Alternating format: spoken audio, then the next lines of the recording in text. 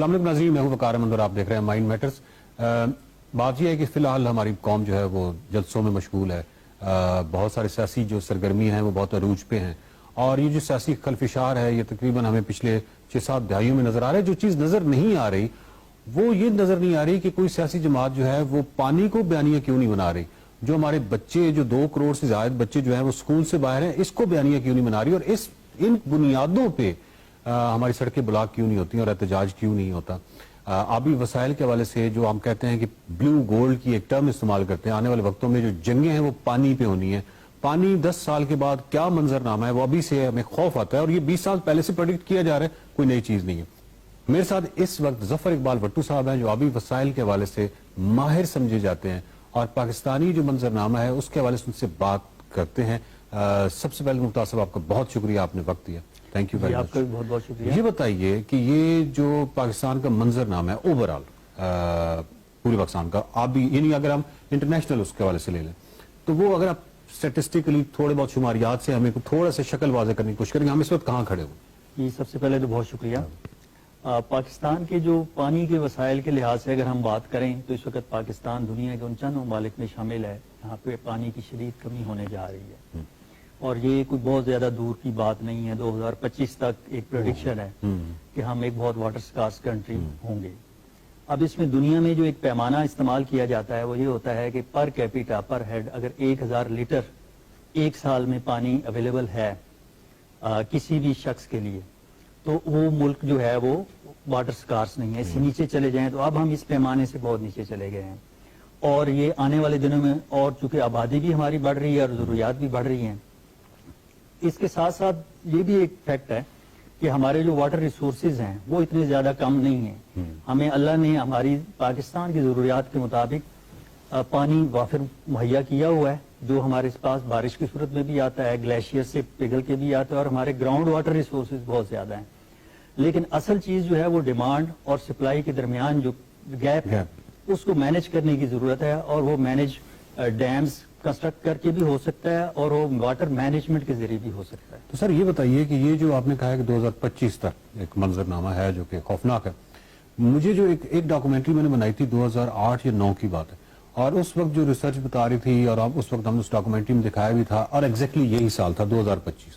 تو اس کا مطلب ہے کہ سائنس یا سائنسی علوم یا پریڈکشن کے جو بھی آلات ہیں یہ تمام آپ کو بتا رہے تھے آج سے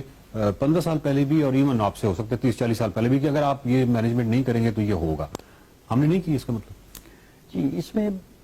بہت سارے فیکٹر ہیں۔ موسمیاتی تبدیلی کو بھی لوگ اس کا ایک فیکٹر سمجھتے ہیں، ظاہر ہے اس پہ تو کسی کا کنٹرول نہیں ہے، ٹھیک ہے، لیکن جو سائنسی ڈیٹا ہے، جو ہمارے پاس رین فال کا ڈیٹا ہے، جو دریاؤں میں پانی کے بہاؤ کا ڈیٹا ہے،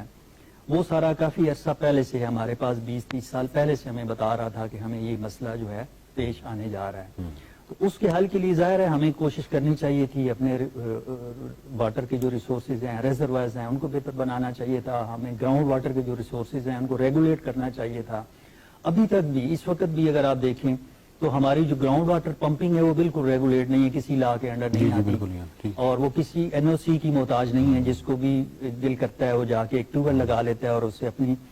مرضی سے پمپنگ کر رہا ہوتا ہے، تو اس پہ کوئی ریگولیشن نہیں ہے۔ تو جب سے یہ سولر سسٹم آیا ہے، اس کی افادیت اپنی جگہ پہ، لیکن جس طرح بارانی علاقوں میں بھی پانی جس طرح نکالا جا رہا ہے، اور جو نکالا ہے اس کو یہ بالکل بھی آئیڈیا نہیں کہ وہ کتنی قیمتی چیز نکال رہا ہے، اور اس کو بہت ہی کیئرفلی اس کو استعمال کرنا چاہیے، اس سے تو وہ بالکل نابالد ہے۔ تو وہ بھی اس کا مطلب ہے کہ کافی واٹر ٹیبل کو نیچے لے جا رہا ہے۔ جہاں پہ بہت سارے فوائد ہیں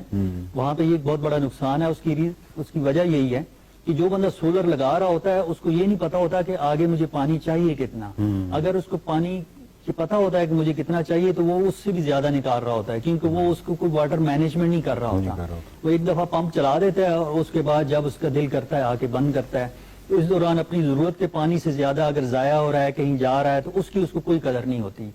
تو اس وجہ سے یہ جو سولر سسٹم سے گراؤنڈ واٹر پمپنگ ہے، یہ ہمارے گراؤنڈ واٹر جو ٹیبل ہے اس کو بہت تیزی سے نیچے لے کے جا رہا ہے۔ اور یہ تعلیم کی کمی بھی ہے، کیونکہ یہ بہت ہی بنیادی فزکس ہے کہ دنیا کائنات میں کچھ بھی فری نہیں ہے، اور انرجی بالکل بھی فری نہیں ہے۔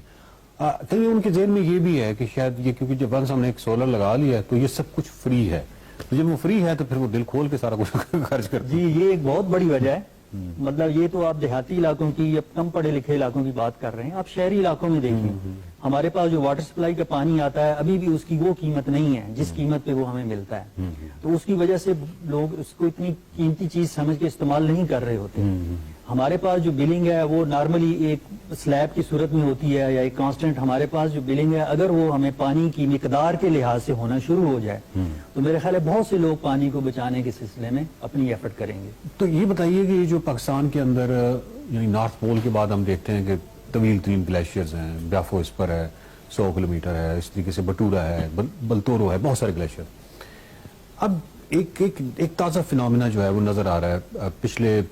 3-4 برسوں میں کہ مڈ فلڈ جو ہیں وہ بہت زیادہ آنا شروع ہو گئے ہیں۔ اس کی وجہ یہ ہے کہ وہ شاید پگھل رہے ہیں، ان کے اندر جھیلیں بن رہی ہیں اور وہ جھیلیں جو ہیں وہ ٹوٹ رہی ہیں۔ یہ کتنا بڑا ہمارے لیے خزانہ تھا، اور یہ اگر مطلب ابھی بھی انڈس میں کتنا کنٹریبیوشن ہے؟ کافی زیادہ ہے نا، مطلب جی گلیشیئرز کا بہت بڑا کنٹریبیوشن ہے، خصوصاً جو ہمارا ڈرائی سیزن ہوتا ہے اس میں پانی گلیشیئر سے ہی آتا رہتا ہے، تو مسلسل جس کا فلو اس کو بحال رکھتا ہے وہی رکھتا ہے۔ تو یہ تو بہت ہی مطلب ایک تکلیف دہ منظرنامہ ہے۔ پاکستان کے پاس جو مین جو سورس ہے وہ بہرحال گلیشیئرز کا ہے پوری گرمیوں میں، تو اگر گلیشیئرز کا پگھلاؤ کی بھی یہ حالت رہی، مڈ فلڈ رہے، تو یہ تو کافی جی پاکستان کے لحاظ سے اگر دیکھا جائے فی الحال ہم موسمیاتی تبدیلی میں پاکستان اس گلیشیئرز کے حوالے سے اس لیول پہ نہیں پہنچا کہ جس میں ہم کہیں کہ بہت تھوڑے وقت میں بہت زیادہ کوئی تباہی ہونے والی ہے، وہ الحمدللہ اس لیول پہ ابھی ہم نہیں پہنچے۔ لیکن اگر ہم سرفیس واٹر جو ہمارے پاس سب سے بڑا جو ذریعہ ہے وہ مونسون کی بارشیں ہیں، جس میں ہمارے پورے ملک کا جو 70-80-85% جو پانی ہے، جو میٹھا پانی ہے یا جو اس قابل استعمال پانی ہے، وہ ان بارشوں سے آتا ہے۔ ان کے پیٹرن میں کمی بیشی جو ہے اور ان کو سٹور نہ کرنا یا اس کے استعمال میں جو ہے ایک ریگولیشن نہ لانا، وہ ہمارے لیے بہت بڑا ایشو ہے۔ میں چاہتا ہوں کہ آپ کے ساتھ ایک پورا سیگمنٹ کیا جائے جو کہ صرف بارشی پانی کے حوالے سے ہو۔ ہم انشاءاللہ آپ کو ایک دفعہ اور زحمت دیں گے کیونکہ بارشی پانی کے حوالے سے کیونکہ ایک بہت بڑا ریسورس ہے، اور اس کے بعد اس کو کیسے محفوظ کیا جا سکتا ہے، ہماری غفلت اس میں کہاں ہے اور اس کی شماریات کیا ہیں، اس پہ ہم ایک دفعہ آپ کو اور زحمت دیں گے۔ جی بہت شکریہ، آپ نے بہت ہی زبردست قسم کی انفارمیشن دی۔ بات یہ ناظرین کہ پانی کے حوالے سے ہمیں بہت زیادہ حساس ہونے کی ضرورت ہے، اور اس کی حساسیت جتنی ہم زیادہ، کیونکہ وہ حساسیت جو کہ انتہائی ترقی یافتہ ان ممالک میں نظر آتی ہے جہاں پہ پانی کی اس قدر قلت نہیں ہے، لیکن اس کے باوجود وہاں پہ ایک عام فرد جو ہے وہ اس حوالے سے حساس ہے۔ ہمارے ہاں جو کہ ہم قحط سالی کا شکار ہونے والے ممالک میں ہمارا شمار ہو سکتا ہے، اس درجے پہ پہنچے ہوئے ہیں، اور اس کے باوجود ہمیں کہیں حساسیت اس درجے کی نظر نہیں آ رہی۔ دیکھتے رہیے مائنڈ میٹرز۔